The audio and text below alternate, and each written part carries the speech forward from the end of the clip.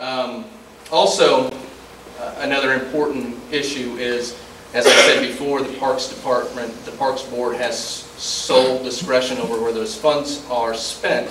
However, on the other side of that is those funds all have to be spent for parks land and for parks improvements, which means that with our Parks Department fund, even if this board wanted to, we are not allowed to fix the roads.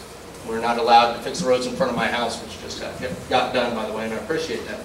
But we're not allowed to do anything else with that money, which sometimes draws into some conflicts, to which we've done it. I think the city's done a very good job in addressing. At times that there's been places where essentially are parks, but were never declared parks.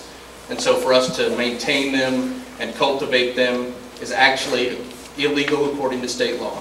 And so we've addressed that mainly by just declaring them parks. That's the easiest way to handle it. If they're truly parks to start with, let's declare them parks. Let's let the money that should be used to maintain and build them up do the same.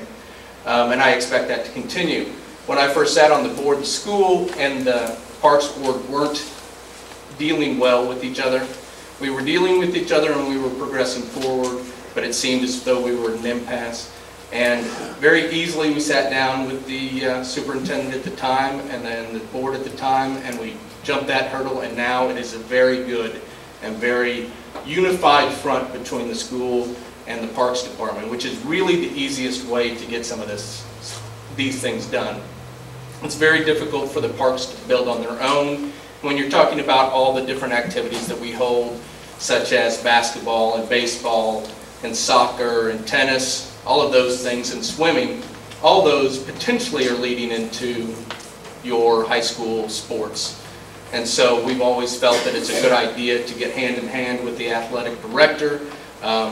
We don't have any basketball courts to play recreation league at the time. They didn't have any baseball fields to play their baseball games on.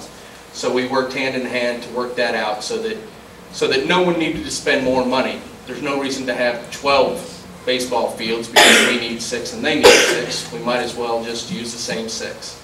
The same thing is true with the tennis courts. They're, with the new complex built, you see our tennis courts getting out here used less and less, and theirs getting used more and more. And that's something that we appreciate, and we plan on continuing.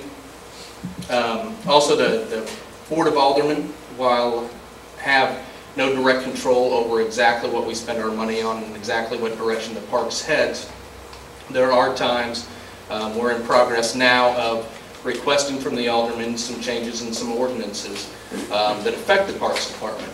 And we can't make ordinances, we can't change ordinances. So that same cohesiveness that we have with the school board, we also have with the Board of Aldermen. We come to them, we request things.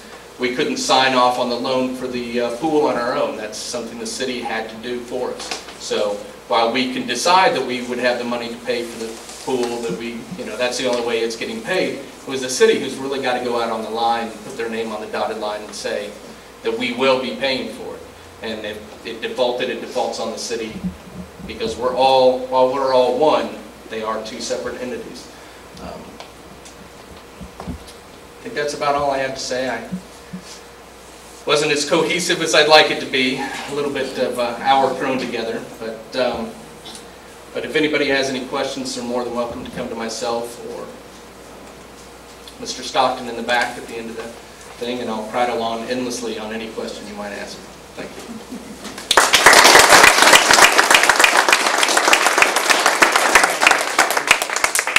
Thank you, Steven. I think that is it, unless... I just had a quick announcement that Bob Slusher had asked about the, can you tell people about the emergency shelter that the location has changed and yes. Will be a permanent location? I don't know if everyone knows, but there was the emergency shelter. There were a group of churches that it rotated on where that emergency shelter would be, and at any given time, if there was an emergency within the city, say a tornado or anything, you wouldn't necessarily know where to go because it depends on what church it was that month or that week. Now, and I knew I was going to, this church is? First Christian. Thank you. I knew I was going to forget that. The First Christian Church has stepped up and said that they will be the permanent shelter now. So they have a nice basement facility for citizens to go to in the time of a tornado or some type of disaster. So that is now the primary location for those situations. So you don't have to worry about just knowing what church it actually would be at this time. But we're also in process, I know Liz was discussed previously, getting signage and everything for that as well. I'm sorry, what did you say, Marcella? This sign is up. Okay. We were putting one on the church too, correct?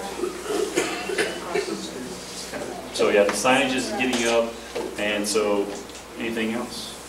I just wanted to thank everyone for showing up. I think it's great to see this much involvement and people interested. We're starting to see larger crowds at our Board of Aldermen meetings, which I think is great, people being involved, knowing what's going on. So Second, fourth Monday evenings. the second and fourth Monday at 7 o'clock right here is where we hold the Board of Aldermen's meetings. If you have any questions on when any of the other boards meet, all of their meetings are open as well. I said on my paper, I'm going to forget this, but Economic Development meets the third Monday of every month. The Planning and Zoning meets the third Thursday of every month. So, and they're all held here as well. And Parks is the fourth Tuesday of every month. And again, all of those are open meetings. They're all held in this building. You are more than welcome to attend, voice your opinions, let them be heard, and have some input into what we're doing as a city. So if there's also, Amy had mentioned to me that this was going to be kind of a meet and greet and seminar discussion. So I just want to state that they're overdressed. I'm not overdressed. I just want to make sure that's clear. So but if there's nothing else, unless you don't have anything else, thank you everyone for attending. And if you have any questions, feel free to approach us. And there's plenty of information at the back. Thanks everybody.